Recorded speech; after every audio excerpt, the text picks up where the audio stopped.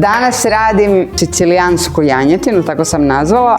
Zapravo na ovaj način na koji ja najčešće radim, a to je da isto otkostim komade buta na mišiće i onda te mišiće pečem onako ili na roštilju ili na grill tavi i ostavim roza, nije to sad kao biftek da je rare ili tako, ali je puno mekše.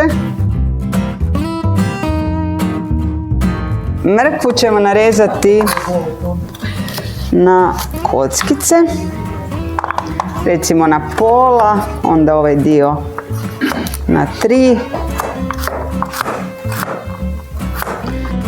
a ljutiku na ploške tanke, isto na pola.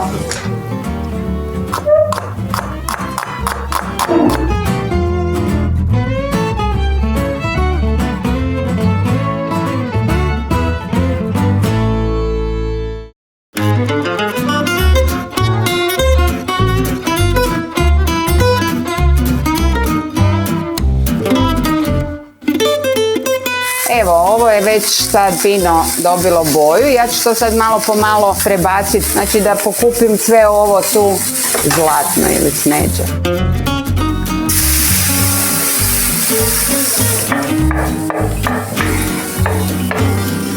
Evo. Teška je tava. To ćemo zaliti sa temeljcem od piletine koje sam dodala malo janjeće i teleće kosti. Meso se polagano krčka i onda se na kraju taj umak ugusti sa jajima, limunom i malo vrhnja. To je dobro.